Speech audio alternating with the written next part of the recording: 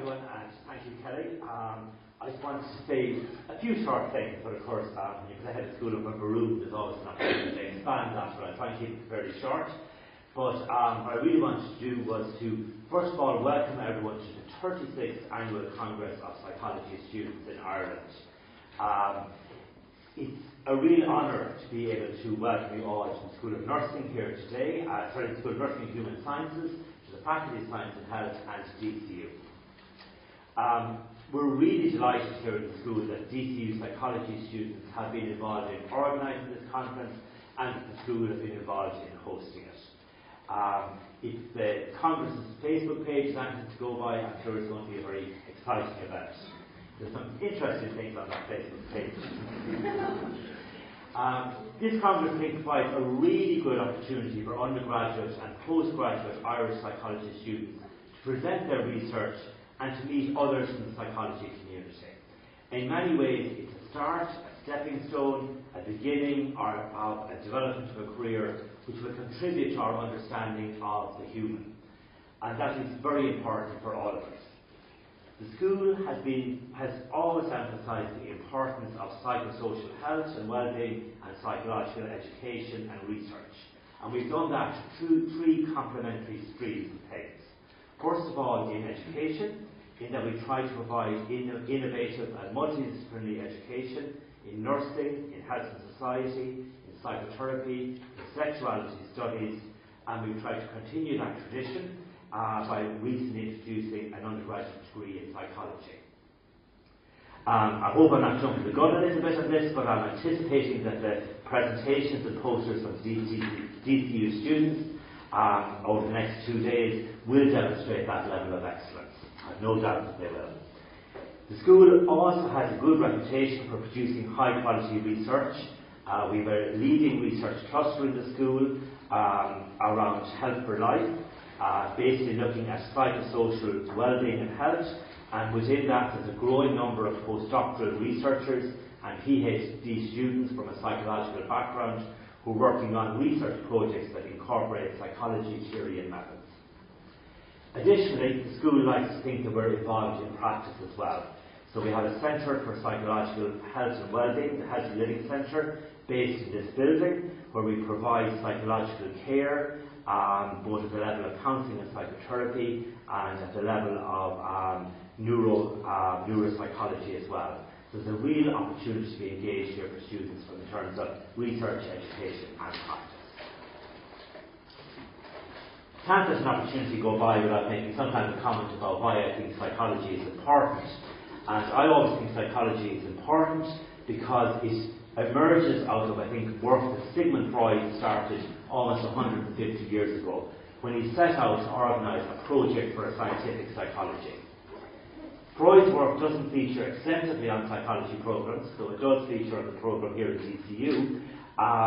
But what he did start was he started something that has expanded and grown and has incorporated multiple fields: science, medicine, sociology, anthropology, philosophy, art and literature. The knock-on effect of this is quite important for all of us, because the knock-on effect would be the development of psychology as an independent discipline that we have incorporated into how we construct society and culture, to the very extent that it's very hard to dream of a world where being psychologically minded couldn't exist. We now have a psychologically minded world where you can't find a branch of study, research or practice that involves the human, or even that involves the animal or the machine, that doesn't in some way consider the psychological aspects of what's happening in our endeavours. This is to your benefit as students, as it creates multiple opportunities for psychology graduates to find a place in the world where your skills and knowledge can expand and that you grow and be made use of. With a psychological degree, there's a never-expanding opportunity to be meaningfully engaged in society, and there's doubtlessly opportunities for engagement in study, research, work and development that we haven't even dreamt of yet. I'd be hoping in some ways that this conference and the delegates that are attending it are the people who are going to dream of the possibilities for psychology in the future. Yeats, an Irish poet, not a psychologist, wrote that education should be the lighting of a fire and not the filling of a pail. And I'm trusting that you take this as a suitable metaphor for the conference, that it will ignite something in you, something that will allow you to leave here tomorrow evening, consumed not by actual flames, but by a burning passion to extend and expand your field of study and practice. I want to say a special welcome today, first of all, to Margaret O'Rourke, the President of PSI. We're very lucky to have her here. So Margaret, you're very, very welcome, and thank you for coming along. And also to Anne Kent from the Northern Ireland branch of the British Psychological Society. I think the presence of both Margaret and Anne indicates the value and the importance that they put on the work that psychology students are doing. Before I introduce Eva, I would like to say a final thank you. First of all to Kelly Keena for being the coordinator and chair of the organising committee for the conference. If anything goes wrong, talk to Kelly. But I'm absolutely sure nothing will go wrong because from what I can see, everything has been superbly organised. But along with Kelly, I want to say a special thank you to the DCU psychology students who I know have worked extremely hard on organising this conference, with a little bit of help from the lecturers and the support staff in the school. So thank you to them as well. I hope you all enjoy the conference and that you leave the School of Nursing and Human Sciences envying the students who get the opportunity to study here, but also with some new knowledge and certainly some new questions. Now it's time to introduce Eva. Dr. Eva Doherty, who we're very lucky to have here this evening, is a national and international expert in how to manage your stress. And I think this evening she's going to tell us how to manage your stress in minutes. Stress management for busy people. I'm booking a session later. Dr. Eva Doherty is a practicing clinical psychologist and director of the Human Factors and Patient Safety Training, Research and Assessment Programme at the Royal College of Surgeons in Ireland. Eva has recent publications and research interests including the topics of personality factors of medical training, emotional intelligence and professional medical competencies, as well as the assessment of improvements and the provisions of remediation in communication competencies following training. Eva has designed and currently directs and teaches the professional development programme funded by the HSE, the Health Services Executive, for non-consultant hospital doctors. And she also provides professional development programs in that area. In her clinical practice, Eva works with adults who are experiencing a range of emotional difficulties and also conducts personal and emotional intelligence assessments. So I think we're very privileged to be hearing from Eva this evening, and I'm sure she has some very insightful things on how we can manage our stress. So Eva, over to you.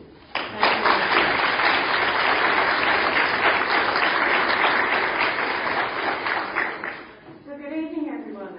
I didn't realise when I volunteered to do a talk on stress management that I'd be launching such an auspicious occasion as your student psychology conference. So I'm really honoured to be here today. And thank you for arranging this. This is the 31st? 36th? Okay, so now you're casting me back in time because I was figuring out that means the first one was about 1977. Okay, so that's just about around the time when I started as a psychology student myself. So it would have coincided with then. So, and I was really involved with the psych stock in UCD at the time. I ended up as auditor. So I urge you all to get involved with your society and do everything you can do because it really brings psychology to life.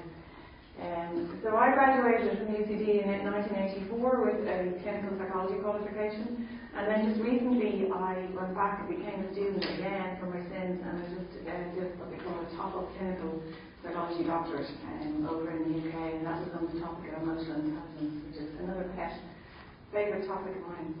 So really what I'm going to do today is I suppose I'm going to give you an overview of the kinds of stress management strategies that I have found to be the ones that work for people, because there's such a plethora, to use that word, of stress management techniques. I mean, you go into any bookshop, there's like hundreds of books all about managing stress. There's loads of research done on it, and I'm not going to give you an overview of research. My thing is not going to be academic at all. because I'm assuming a mixed audience of both public and members of the public and students. So there's hardly any references. I think there's one. So you don't have to worry about that. It's going to be really practical and it's not going to be academic at all. And also too, I'm not claiming to give you a systematic review or anything like that of the literature. This is essentially just, the kind of things that I have found with people over the time that, they do work if people do them. And that's the trick really, I think, is, actually finding things that you can actually do. If we weren't stressed, we could all take time out and do meditation and yoga and everything all the time. But the problem is that it's the busy people that are stressed as well. So that's what, makes things even more difficult. Just to give me an idea, hands up who are students here in the audience. Okay. And hands up who are members of the public. Great. Well, good for you. Thank you for coming. I hope you enjoyed it. Okay. Rightio. Okay, great. So what I'm going to do is, this is my goal really, very simple. I'm going to start with an overview of stress and then I'm going to launch straight into strategy. So as I said, I'm going to try and be practical. Okay, so in terms of thinking about what is stress all about, we can think of it in terms of, what are the sources of stress and what are the signs of stress. So what I'd like to do, just to start with, is that everybody on this side of the theatre, will you turn to the person beside you and will you make a little list of the sources of stress? Okay? Anything at all? Off the top of your head. And over here, this group, I'd like you to make a list. Hang on a second. This group, I'd like you to turn to your partner and will you make a list of the signs that somebody is suffering with stress? How do you know?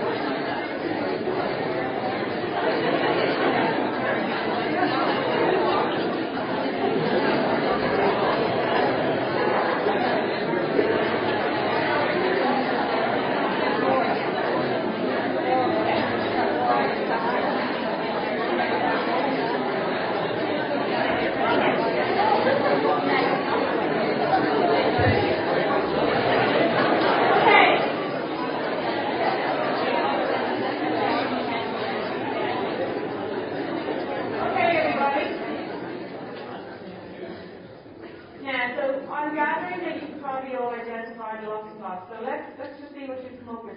This side of the table, or side of the room over here, shout me out a couple of sources of stress. Finance. Yeah. Work. Yeah. Family. job, pardon, family. Public speaking.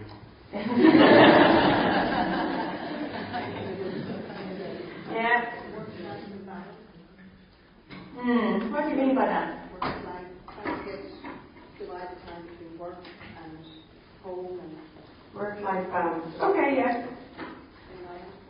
Kind of like another way of sort of talking about stress, but I know what you mean. Yeah. Well, Relationship. yeah. Okay. Well, the sitting should sound small and it's not.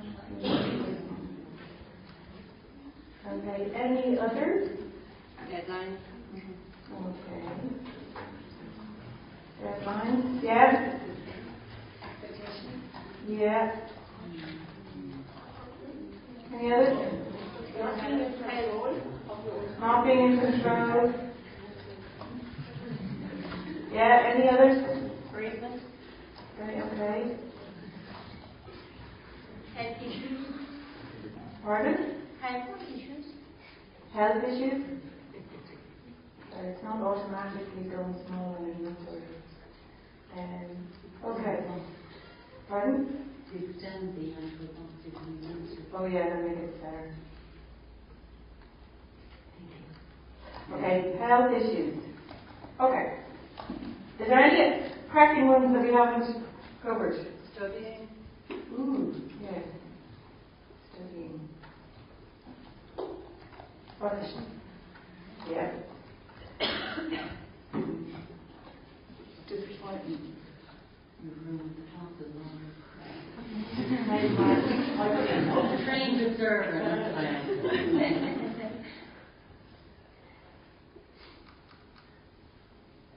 Okay. What was that one? The one at the end, haven't got? Disappointment. Oh, yeah. Okay, they'll do. Okay, fine. Now, let me just get that in a bit better. You're doing this all up. Okay. There we go. Okay, so, perfect. Okay.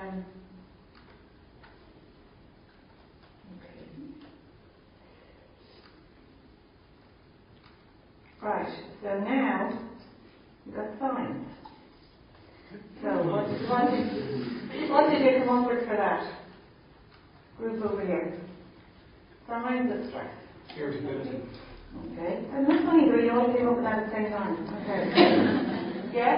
Not sleeping. Yeah. What was the one I didn't hear? Speaking problems. Well, this is a very coordinated group. Any other one?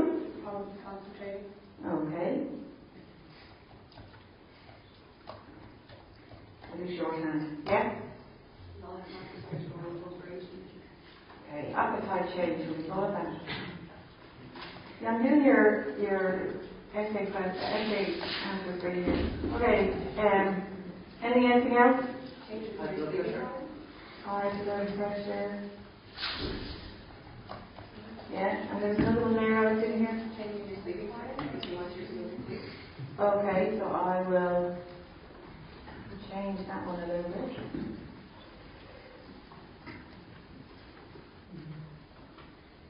Sleeping problems. Okay. What else? Unable to make decisions. Okay, perfect. Well, not, but yeah, I know what you mean. Decision dips, if I call it that, yeah? Anything else? Yep. Anything else? Family harmony. Okay, lovely. No, I should be saying lovely.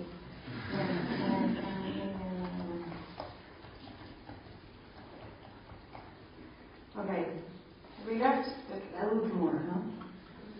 Panic attack. Yeah. Great. Pardon?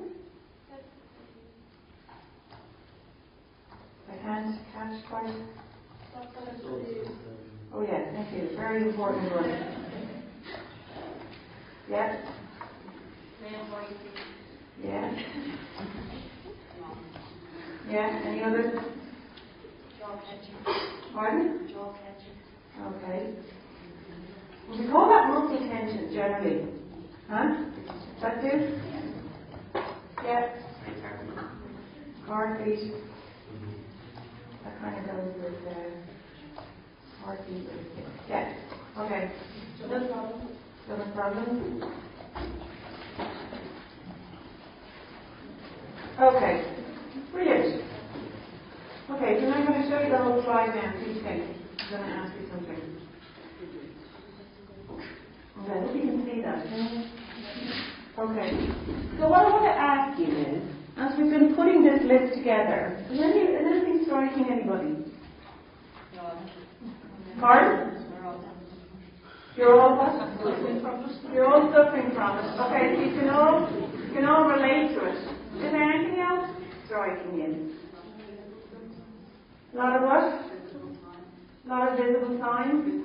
Physical signs, yeah. Many sources, many things. So what does that mean? Each to their own. Yeah, absolutely, right? There's a... Come on in, you're welcome. Yeah. I like to do this exercise to show exactly that point, yeah? Each to their own. There's so many different possible sources of stress and so many different possible signs of stress. And yet, when we're stressed, we tend to think that it's all externally caused, you know? God, I haven't signed up for this psychology degree with these assignments and exams, my life would be fine, yeah? Or, you know, if I didn't have all these family problems, you know, going on, I'd be grand. Or if I didn't have this diabetes, or if I didn't have, you know, whatever. Yeah? But the reality is, and in a way, you know, this is kind of, one would say, can't go past go, or don't, whatever the phrase is, you really have to embrace this idea before you go on to even thinking about how you can manage your stress. Because if you're not prepared to accept that your stress has actually got to do with you, then you're not going to be able to manage it. Because you don't have control over these external things. Really. Okay, you can drop out of college if you want. But I mean, if you fall into that, or if you fall into the kind of job you have, or if you have the family, you can't choose the family. You have the family you have. You know, that's your situation. And I bet you there are things down here that some of you are thinking, that doesn't cause me stress. Right? You're not all relating to all of those. True? You're relating to some of them. And you don't all show all those signs of stress. Okay, you only get some of them, I bet you. And that's because we're all individuals and we're all different. So we're the essential element in the middle, right? We're the black box. We're the person who, you know, theoretically can take control, and we ultimately have choice as to whether we feel stressed or not. And I think that's a bit of a paradigm shift, because I think we're all too easy to blame what's going on externally. And there's a bit of bad news, and you know that your generation, most of you are Generation Y, and we know that Generation Y people tend to have quite an external locus of control.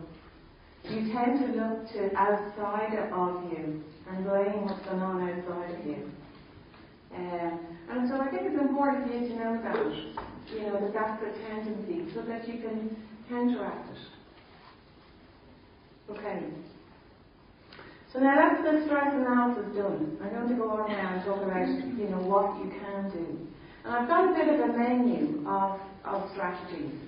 And as far as I'm concerned, you know, if you all come out with just one of these that you think you could actually put into practice, well, I'll be happy with that. That's a win-win.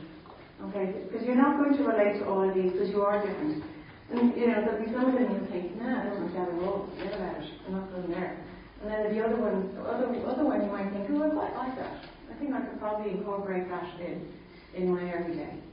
And these are all designed. There's one at the very end that takes a bit of time. Actually, there's two that I like. But all the others are quite easy to do. Okay, so what are they? There we go. Okay, so here are sort of, if you like, a list of very kind of broad strategies that we all are pretty familiar with, I think. And I'm only going to go through the grey ones very quickly, because you all know these, and I'm not going to labour on those too much. And anyway, they're not really a psychologist's domain, really. I mean, we study a lot of factors that influence whether people, do these things. But the ones I'm going to talk about the most are these orange ones here, the last three. I'm going to concentrate on those.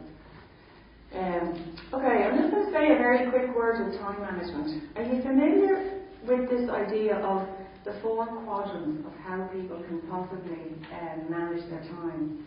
And that when you so Steve Covey, anybody heard of Steve Covey? Yeah, 7 Habits of Effective People. So yeah, really good book to read, very easy to read. And don't know, probably not on your psychology reading list, but okay, I recommend it to the doctors that I train. Okay, so what he did was he wanted to see what differentiated effective from ineffective people. And one of the things he found was that effective people are much better at managing their time. They don't spend so much time down here in the distractions and the time wasters. They're up here in the important, particularly up here in what they call quadrant 2. So they pay a lot of attention to the stuff that's not urgent but really important. And so I'm not going to labour that too much. You need to just think about that. If you think you're stressed, you need to ask yourself, how well do I manage my time? How much time do I spend, watching the Kardashians or being on Facebook or whatever it might be, YouTube, when I should be, doing much more important things. And so I'm going to leave that one with you. I'm going to show you a slide in a minute which lists the 20 biggest time wasters that have been identified. Okay, in fact, maybe I'll show it to you now and then I'll go back. Okay, so there we go. So these have been identified as the top 20 biggest time wasters. So see if you're guilty of any of these. Management by crisis, so literally everything gets left to the last minute. Telephone interruptions, inadequate planning, attempting too much, so taking too much on. Sometimes managing your stress means saying no. I don't have time for that. Drop-in visitors, that might be, say for the students here, you're in the library, walking away, and all these people keep interrupting you when you come for coffee. Ineffective delegation. Personal disorganization, lack of self-discipline, inability to say no. There we go. Procrastination, meetings, paperwork, leaving tasks undone, inadequate staff, socializing, confused responsibility, poor communication, inadequate controls, incomplete. Incomplete what? Actually, I don't know that. Incomplete. I don't know what that was supposed to be. Okay, and then travel. Okay, so that just gives you a bit of an idea. So, I'll leave it with you to think about. Alright, exercise. Okay, so I just want to know, hands up here who thinks they live a pretty stressful life? Yeah, okay. And those of you who put your hands up, only those of you who begin with, hands up who manage to exercise 3 times a week, of some sort. Yeah, okay, that's about 50%, I think, of the stressed out people. And what's interesting is that the other 50% who put their hands up who think they live a pretty stressful life probably think their life is too stressful for exercising. Yeah? There's at least 50% of the stressed out people who manage to exercise. So how does that? 3 times a week? 3, yeah. No. Once or twice. That's so good. Those of you who think you have a pretty stressful life and you still manage to get out and exercise, tell me the benefits. Why do you do it? Mental capacity. Yeah, it's a natural drug. You get out your endorphins, it makes you feel really zingy and full of energy, doesn't it? And life's fantastic. You get out for a good walk or a run or something, and you come back, you really are zingy. Or you go for a swim, or you play a game of football, or whatever it might be. So again, I'm leaving this one with you, okay? I'm not going to be labouring it, but exercise, biggest stress buster of them all. Totally is. And even walking. It doesn't have to be anything totally energetic. Okay, diet. Again, I'm not going to labour that one, but I'm just going to put it up there for you. Okay, if we don't feed our bodies properly, well then they're going to let us down. I mean, they just are. So, there you go, I'm not going to say anymore. Support from relationships. Okay, there's so much. I'd say there's a whole, those of you who are studying psychology, you know all the research that shows that people who are in supportive relationships are much less likely to get stressed and suffer from mental health issues. Okay? Your relationships are really critical. So use them. Talk about what's going on for you. Get people to support you. We're all human beings. Everybody has human needs. It's really, really important. Okay, so these are the three I'm going to talk about tonight. Okay. Alright, so here's a diagrammatic representation, I think, of what happens to us when we get stuck in the stress reaction. Because we're all programmed for, whenever we think there's any kind of a threat, we're going to go into fight or flight mode, yeah? So if we think the threat is, kind of like the same size as us, or maybe smaller, we're going to take it on. If we think the threat is bigger than us, we're going to run the opposite direction. Okay, so we're going to make some sort of interpretation of danger, and we're going to figure out, how we can be safe. Either we can escape by fighting it off, or we're just going to run away. And pretty much, when we are stressed, it's got something to do with this. And this is a very important, evolutionary response, and it's the one that kept us, it meant that Homo sapiens survived rather than any other possible part of the human species. But it trips us up sometimes, and I think when we're stressed, that's what's happening. We're over protecting ourselves in some way. So when we feel that we're in some kind of a threat, this is what happens to us physiologically, and I'm sure a lot of you know all this. So I'm just going to put it up here just to make the point. So, when these hormones are triggered in our body, all these things happen. And then, in fact, although what should happen is that when the threat is removed, our body should return back to normal pretty quickly. But unfortunately, if we feel that we're in an ongoing, continuous threat situation, these things don't get turned off. We're firing, if you like, on all cylinders. And it never calms down. And so we end up then with all these symptoms that you guys, just described. So we end up with muscular tension, which can lead to pain, pain in your shoulders, pain in your back. Our immune system becomes compromised. You get all kinds of stress-related illnesses. Do you ever notice after you've been through a stressful time, an exam or something, you get hit with the most awful cold about 3 weeks later? What's that about? I always notice that. Or, say if you've got, skin problems, eczema, you can get a flare-up, or something like arthritis. I used to work in rheumatology. The link between stress and arthritis is pretty well established. So our bodies are very, responsive, if you like, to stress and to what's going on. Okay, what other kinds of signs did you identify? These are, the ones that are here are the ones that you picked out.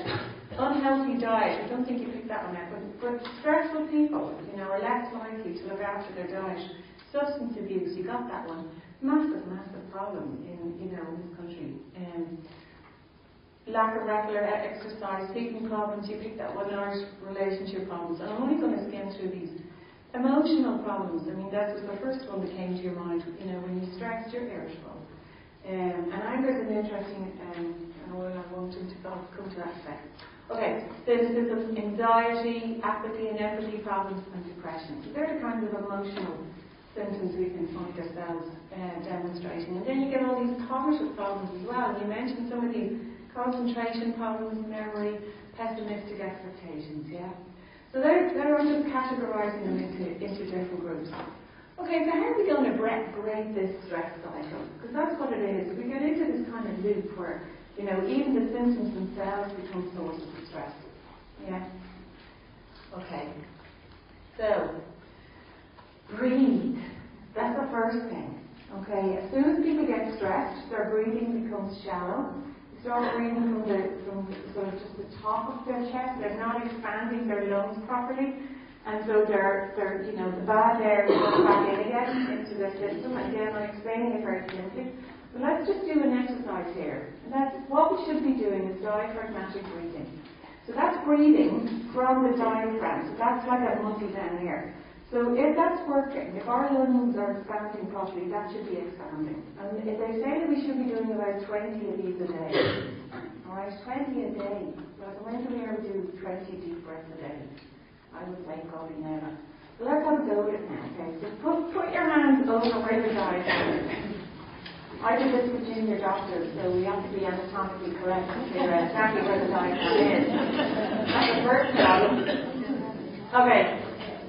So, if you're doing this properly, your fingers should expand out, right? Okay, so I'm going to count you in, and I'm going to count you in up to 10, and then I'm going to count you back down to 0 again. And if you have, let's see if you have enough breath to get back down from 10 to 0, alright? Now, so I want you to breathe in through your nose and out through your mouth, because if you breathe in and out through your mouth, you'll hyperventilate and start breathing like you're having a panic attack. Okay, so in through your nose, we know that. In through your nose, out through your mouth. So you ready? Okay, so go. 2, 3, 4, 5, 6, 7, 8, 9, 10, 9. Out through your mouth. 8, 7, 6, 5, 4, 3, 2, 1. Well done. I think you all had enough breath to get out. Yeah, you did. Okay, let's do it again. Okay, in you go. Through the nose. 5, 6, 7, 8, 9, 10, out, 9, 8, 7, 6, 5, 4, 3, 2. Okay. How does that feel? Nice, isn't it? Okay. That's so easy to do. You can do that in the lift, you can do it sitting down anywhere. You're supposed to do 20 of those a day. Okay? Easy thing to do. Okay. Moving on then, you've probably all heard of mindfulness. I've got a couple of mindfulness. You all heard of mindfulness? Mindfulness is everywhere, isn't it? It's all over the place. It's the latest best thing. It comes from, there's a guy called John Kabat-Zinn, really famous guy. He's over here in ours a couple of years ago. I was lucky enough to hear him speak in amazing character. And so he's really the father of mindfulness. So Kabat-Zinn with a K, if any of you want to look at his books, Kabat-Zinn, John is his name, J-O-N. And he brought mindfulness. His work was first with patients with cancer, but now he's just known for work with residents, so doctors in training, and so he teaches them mindfulness, and he goes around the world talking about himself. So I'm going to tell you about a couple of mindfulness exercises, and also I'm going to talk to you about tension reduction exercises. And I put that picture because isn't that where we all love to be? I think that's Santorini in Greece. You'd definitely be relaxed if you were there. Okay, so walking mindfulness, would you believe? Put this into YouTube and you'll see loads of videos about walking mindfulness. So walking mindfully is basically that. It's about, most of the time when we're walking along, we're not thinking about what we're doing. So walking mindfully is about thinking about how you're walking. So you're chasing along a corridor, you're up and downstairs, up and down the left, or you're running for a bus, or whatever. Start thinking about what you're doing. Think about your feet on the ground. Think about the clothes on your skin. Think about the noises around you, the beats of the cars, or the buses, or the birds twittering, or whatever it is. Sports psychologists use mindfulness and mindful walking. Boris Harrington, people say it's not doing much good, but Boris Harrington has taught to use walking mindfulness by his sports psychologist. So, in other words, when he's just hit a ball, and if you say clubs the ball, and you wouldn't know I play golf the way I talk today. When he clubs the ball and he makes a bit of a mess of it, as he walks from that green to the next tee box, he's taught to think about the ground under his feet, the sun on his face, the birds twittering, the sound of the spectators or whatever, the noise of the basketball, the golf club. The rugby players, when they're doing this, that's what they're doing. They're practicing mindfulness. What they're doing. They're really thinking about themselves in space and thinking about themselves, the weight of their body on the ground and all that. And so it's walking mindfulness. All right. So it's really distracting. By the time you get from it, this is really good to do is if you've had a bad experience, say, an argument with somebody or something that was really upsetting, and now you're heading for a new situation and you know you're not going to be in the right place when you get there, do walk your mindfulness. Okay, because it's really distracting. There's also, for those of us who might like to lose weight, this is the next one we'll do, eating mindfulness. So, how does that work? Paul McKenna, have you heard of him? Yeah? He's made a fortune on eating mindfulness. I can make it in. Basically, it's all about eating mindfulness. Mindfully, that's what the book is all about. So, in other words, eating mindfully has and actually, I'm saying this tongue in cheek because I don't know about the literature that's connected with this, maybe somebody else might, but I'm not sure how much evidence there is. But the proposal is that eating mindfully is associated with weight reduction and with eating less. So that because most of the time we just gobble, don't we? We just gobble down, whatever it is, to get it into as quick as possible. Whereas eating mindfully is thinking about what you're eating and eating each mouthful and savouring the flavour and thinking about where it came from. Hopefully it was, galloping around the paddock somewhere at some point, or growing in a nice field, or, yeah. Okay, so eating mindfully. Again, very distracting. This is all about distraction. I'm going to talk about that a little bit more. There's a serious side to this, as well, which I'll get into. Okay, now, if you do all of those easy relaxations, actually, yes. If I have time, I'll tell you another. If you do all of those easy peasy exercises, and you still find that it's not doing it for you, and you'd like to engage in something that's going to take a bit of time, what we've arranged for you is an actual tension reduction exercise. And it's in 2 parts, A and B, and it is now available, as I checked last night, it's up on, and thank you to Margaret, because Margaret facilitated this, it's up on the PSI website. And you can download it. It's there as a YouTube video, though, so you'll have to convert it. I asked my 20-year-old daughter how to do that. So if you go on to SLD2 MP3, she says that's the best website to convert it. And you can convert it to an MP3 file.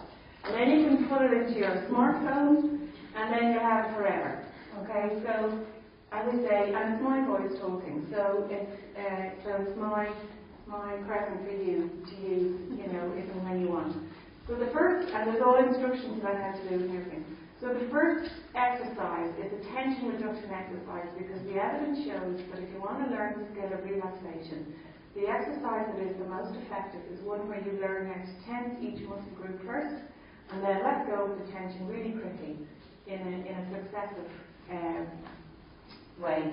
You work your way down through the body and you learn the skill of muscle control. We don't have that naturally. Okay, we don't have, if you've got tension in your stomach or tension in your neck or your back or whatever, when you think about relaxing and letting it go, it's not going to happen, right? It doesn't happen that easy. So just like the way you learn any other kind of sport or any kind of skill, driving a car or anything like that, you need to learn how to control the muscle activity in your body. You need to do this exercise. You're going to commit to it. You need to do it for about 6 weeks every day, ideally. Take you 20 minutes. And then when you feel like you're really bored with it and you know it all from beginning to end and it's easy peasy to do, move on then to the next one. Which is only 10 minutes and it's immediate relaxation. So it's immediate letting go, which is regarded as a more sophisticated exercise. Okay. So that's relaxation. I'll just do another one with you, and this is another one of Kabat-Zinn's exercise. It's kind of like a traffic light exercise. So, hands up who drives a car or a motorbike. Okay, a lot of you. Okay. So do you know what it's like when you're going along and the lights are yellow? I think actually this is an Irish thing. The lights are yellow and you do a quick kind of a calculation, well I do anyway, am I going to make it or am I not? And then, whereas most, God-fearing people in other countries just stop. Whereas we don't. So yeah. So anyway, so you're coming up close to the light and then you think, oh no, I'm not going to make it. Right? Okay. So it's a bit like that. So what I want you to do now, close your eyes for a second. Everybody close your eyes. Okay, and inside in yourself, I want you to bring yourself to a complete and utter stop, just like that. A big break. Excuse me. Okay. And once you have stopped, And just focus on your breathing. Don't do anything else, just think about your breathing. And just let any little bit of stillness now that's there to radiate out through your body. And out into the space all around you. And when you're ready, open your eyes. Okay, how'd that feel? Yeah? And that's a nice one to do as well, especially. That's a good one also to do when you are going from, a bad situation to another situation. Kind of gives a bit of a break. Okay, moving on. Writing strategies. Okay, this is the one and only reference I have. So, because this is done on third-year medical students, it's published in the journal Personality, and it's Elizabeth, I think, remember down as Jane, Austin Feld anyway. She's very Stanton. She's very well known in the area of emotion. And so they did a randomly controlled trial with third-year medical students, looking at different kinds of writing to see is there a difference in the way that it affected people's, if you like, stress essentially. Could different ways of writing be a stress management strategy? And what they found was yes is the answer.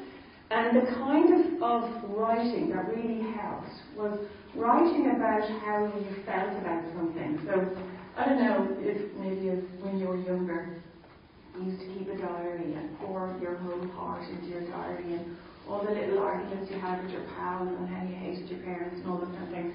So this is the kind of thing, okay, writing like that, versus just keeping a chronicle of your activities versus just keeping a kind of an appointment diary. So I give you that one as a possible strategy, and it's really useful. And I find it particularly was found to be beneficial for when people were feeling really irritable and hostile. And I would often recommend with my clients when I'm working with them to write letters to people that they feel really angry with. Not to send them, just to write them. And I would recommend it to you that when you're feeling really, really angry with somebody, sit down, and I would recommend do it on a piece of paper. Don't do it electronically in case it somehow gets, sent around somewhere or whatever. Do it on a piece of paper, and anyway, I think that's more emotional. Write down and just say exactly what you want to say, to the person. Very therapeutic. Okay. Now, the reason why all of these things work is really because of the way that our brain is structured. So here's our limbic system, surrounded by the cortex. And this little fellow, the amygdala here, is the source of all the trouble. A lot of there's emotional processing going on, in all the lobes of the cortex. But fear is a lot, and Teresa knows more about this than me. The amygdala is responsible, for the majority or for a lot of the fear, if you like. It's kind of like, I explain to my clients rightly or wrongly, it's a bit like the security man. The amygdala is always watching out. And am I right in saying, Teresa, that they used to think that Teresa and I are in college together. So am I right in saying much better. Am I right in saying that they used to think that, or they didn't realise that the messaging, they used to think that some messaging went to the amygdala, but now they know that everything goes through the amygdala. Isn't that right? Yeah. Okay, not too wrong. Okay, so the amygdala is like the security man, right? It checks everything. And also too, if you think about it, and again, I know I'm going to be a bit simplistic, but in a way, the limbic system is nestled in there inside our brain, okay? And it is different, but it's got a lot in common with the limbic systems of animals.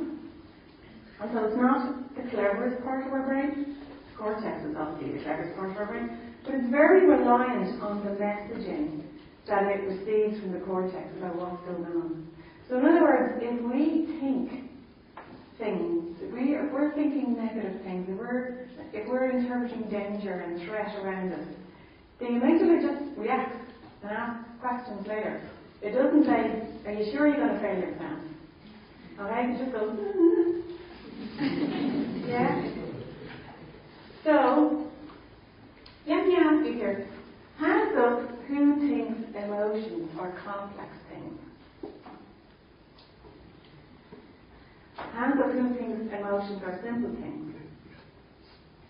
Okay, you're well done for being so courageous, because I'm putting it to you that actually we tend to think emotions are really complicated. They're not really. Many different kinds of, say you think about it just from this point of view. You know the way there are primary colours, yeah? So red, blue, red, blue, yellow. Yeah? Yeah, red, blue, yellow, okay. So there are also primary emotions. Now it's a little bit controversial, I'm just going to give you the one way of thinking about it, because there are different views. But there are primary emotions. What do you think they are? Anger, fear, sad, happy, disgust, well done. Shame, yeah, that's kind of a controversial one, but yeah. Thank you. Guilt, yeah, do you know, guilt is interesting, because guilt is anxiety. And it's anxiety about getting into trouble or being given out to or being told bad about it. And actually, once you hop onto that, you can do something about your guilt, because otherwise I think guilt is a bit of a dead end. You know, you kind of think, oh, it's really good together. Whereas if you think, ooh, I'm afraid I'm going to get given out to, okay, now you can do something about that. Yeah. Okay, so where are we now? Did you get them all? Let's have a look. Okay, happy. Terrible how we really only get, oh yeah, that's the one we do now. Happy, certain that we don't have that many nice emotions. Now, there must be kind of uncomfortable ones. Happy, sad, surprise, anger. That can be good or bad. You know, if it's bad, it's might call it shock. You know, it's nice, close for anger, fear, and disgust. The reason why it's interesting to think about it from this perspective is that each emotion tells us something.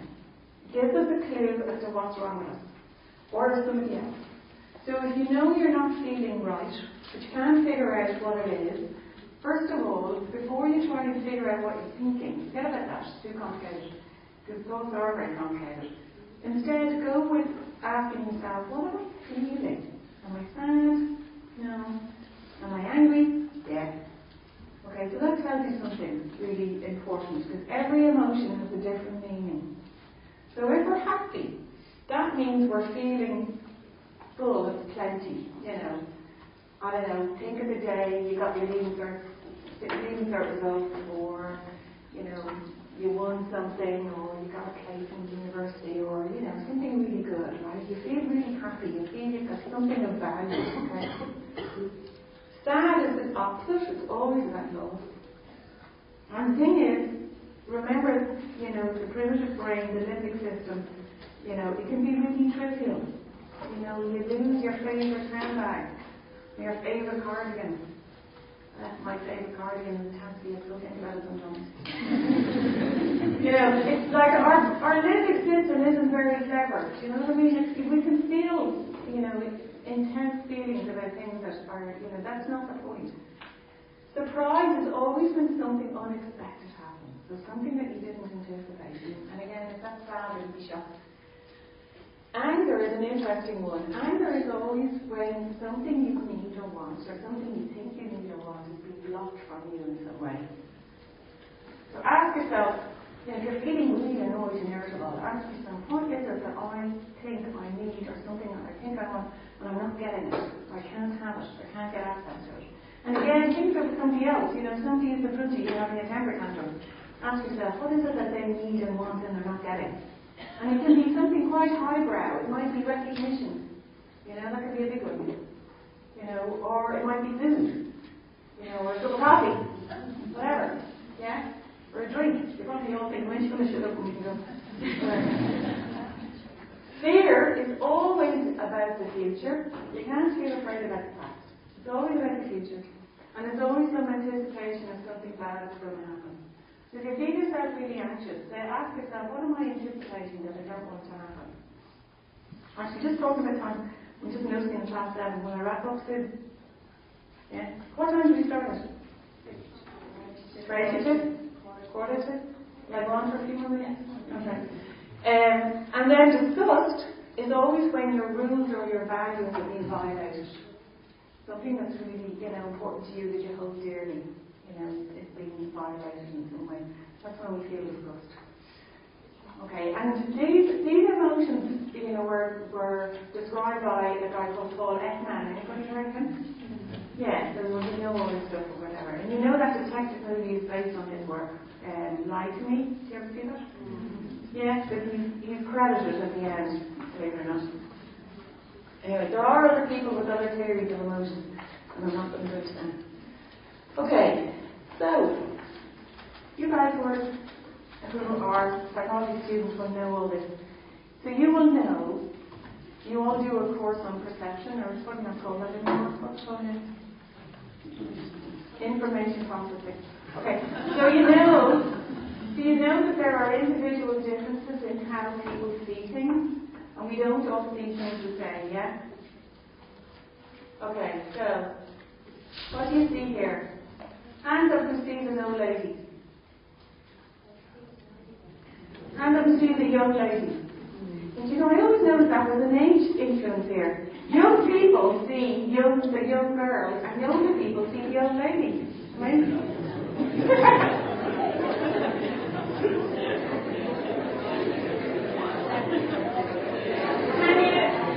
I'll just show you. Those of you who maybe can't, is there anybody here who can't see the other one, to the one they saw initially? Anybody? Yeah, okay. So you saw the old lady, yeah?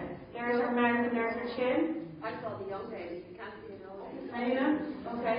So the young lady, so that's her ear, and that's her nose, and that's her kind of little, and you can see the eyes. And she's looking around like that. Yeah, you got it now? Yeah. And here's the old lady. Can you see the old lady?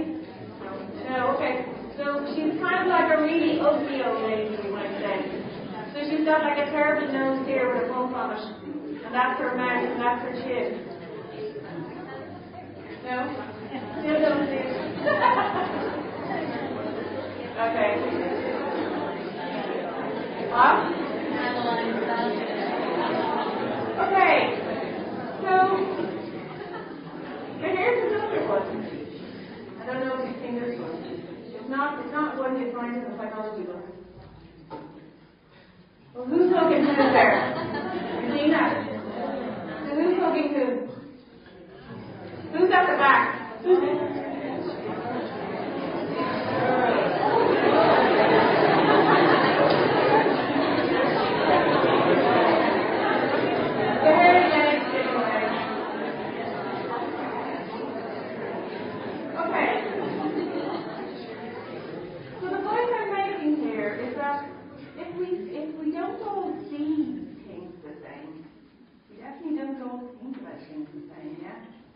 We all have different ways of analysing and ways of seeing.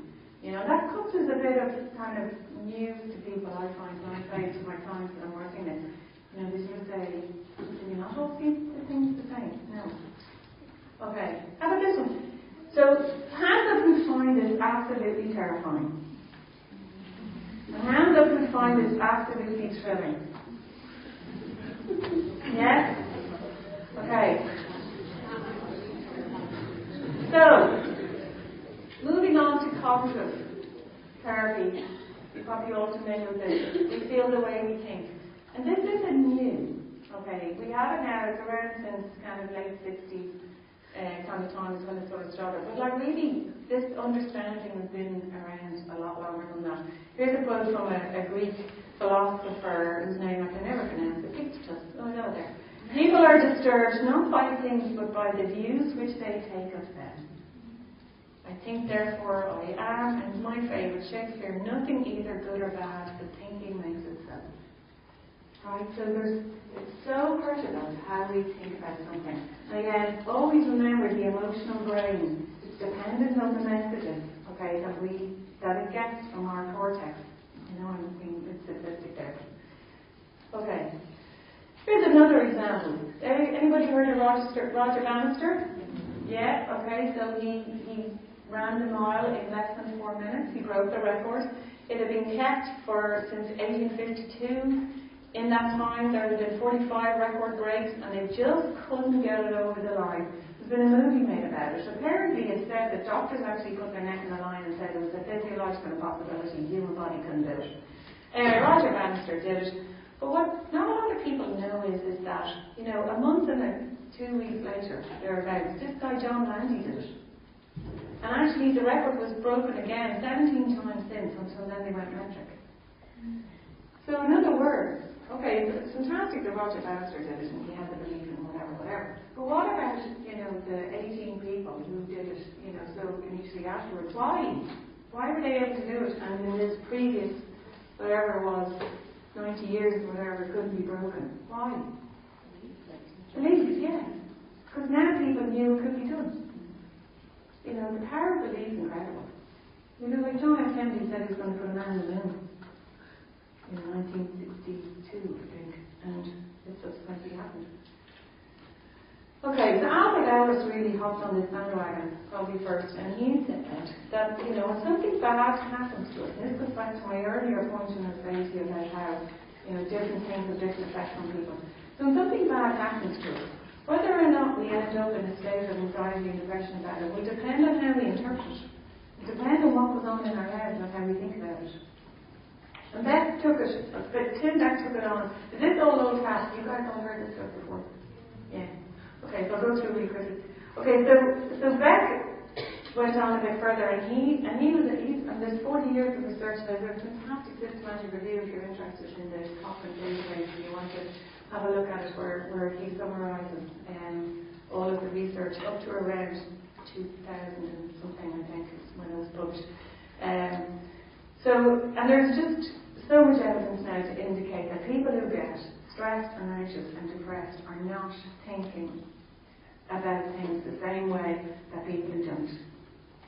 And that these are the kinds of characteristics that you find in their thoughts. They overgeneralize, so in other words, it's all kind of black or white kind of thinking. They personalise, they blame themselves, they fortune tell, they think they know the future, and they mind read. And this is where people then run into difficulty. Okay, so there we go. There's Alice and Beck. Yeah. And so, she had a look at still alive, anyway, moving on.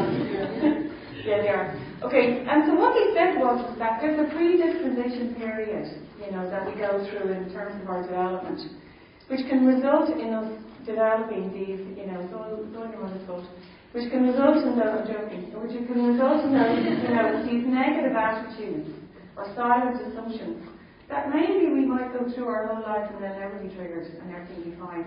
But sometimes when tricky things happen, it can be triggered and give rise to negative belief systems. But to give you a really simple example, let's say you take your typical 45-year-old male who has a silent assumption that his value is dependent on keeping a roof over his family's head and putting food on the table. Okay, so and that's a measure of his worth, we'd say. So he'll be fine as long as he has a job and everything's fine. Now let's say he gets made redundant. Now he's possibly in trouble. Because now he might feel really worthless because he can't keep up his kind of silent assumptions, his kind of basic premise. And what you find is with people over time, when you work with them and use this technique, you get an insight into what their silent assumptions are. They're kind of essential premises that they're going around with that they don't usually question. Another one is in order to feel happy, everybody I meet must like me. That's another one. That's a tricky one. Okay, so here's an example, of how this works. And this has to be written down. Okay, if you feel yourself stressed out with exams or something like that, don't try and do this in your head, it doesn't work. You must write this down. So it's kind of like the ABC. So you write out what it is about that you're feeling stressed, what it is you're feeling, so only emotions have words. And there's about 550 emotion words in the English language, which is probably why we think emotions are so complicated. But actually, just remember your basic 6 and figure it out and what to do. I put in a few other ones there. Okay, and so here's the situation. My friend has cancelled her night out, let's say. Now this is a terrific situation, but I'm only just using it. Okay, so if it is you feel fine about that and you don't mind, you're going to put your feet up much to tell you, that's fine, doesn't matter. But if it is that it really sets you off and you feel really rejected and angry and anxious, frustration, helpless. Okay, maybe you need to do an exercise on it. So then you need to analyse your thinking. And so maybe you might be thinking something like this, you know, she must want to meet someone else she prefers to me, she'll probably cancel next week's arrangements as well. Okay. So that's an example. And what Beck identified is that there are these kind of thought errors that we're very, susceptible to. So all or nothing, it's all this complete disaster. You can't find your car keys, and it's like, oh, I'm going to be in big trouble there. It's going to be late. This is a nightmare. And we even say these things to ourselves. Or mental filter. You make a presentation in class and you get loads of good feedback, and then you get one little niggle. Maybe one. What were you thinking about when you go away? The next one. Yeah. Mind reading. Somebody said public speaking. Why is public speaking stressful? It's because you're probably mind reading. You're probably thinking, oh, they all think I'm a lunatic and I don't know what I'm talking about. I shouldn't be here, and this goes to the pub, but it's the thing. Okay. Fortune teller. That's anticipating the future. You've got your exams coming up or something like this, or you've got something coming up and you say to yourself, oh, this is going to be, I'm going to fail. I had somebody yesterday, who's thinking that they're really upset because they're only going to get a 2-1 and they want a first. Anyway, okay. Catastrophizing. Okay, so that's mentioned out of a molehill, blown it out of proportion. I did my doctorate research on people with chronic pain, and it's one of the things, people who don't cope well with chronic pain, when you analyse their thought processes, you find the ones who aren't coping really well are catastrophizing. The pain feels really bad, it feels like it's going to kill them. It's like, oh, I can't cope with this is awful, horrible. Catastrophizing is a thought pattern. Emotional reasoning, because I feel useless, that means I am. Yeah. Should and must statements, monkey on our back, sort of giving out to ourselves all the time. You should be a better this, you must, be that, and self-criticism causes terrible stress. And then labeling and mislabeling. I'm lazy, she's lazy. Nobody's ever lazy. And go through these really quickly. So in other words, the way this works then is that, let's go back to our same example. So here we go. We've got our same situation, thoughts and feelings. And then we say, right, well, she must want to meet someone else who first to me is mind reading and personalizing. She'll probably cancel next week also. That's fortune telling. Yeah? And then that helps you then to generate a rational inertia. So in other words, I don't know the reason why she cancelled. Maybe her mother's sick. Or whatever. I've no indication she's going to cancel next week. I can't tell the future. As human beings, we like to think we can tell the future, and we can't. Okay, so this is a stress management strategy that takes a bit of investment. It takes a bit of time. It only works when you do it on paper. It doesn't work in your head. Don't even try it, because it doesn't.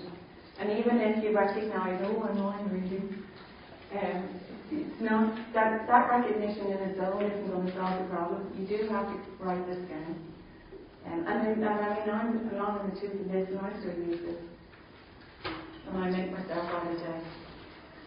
So I urge you, I thought we might have some time to actually do an exercise, but I don't think we do, because we've come up to the time.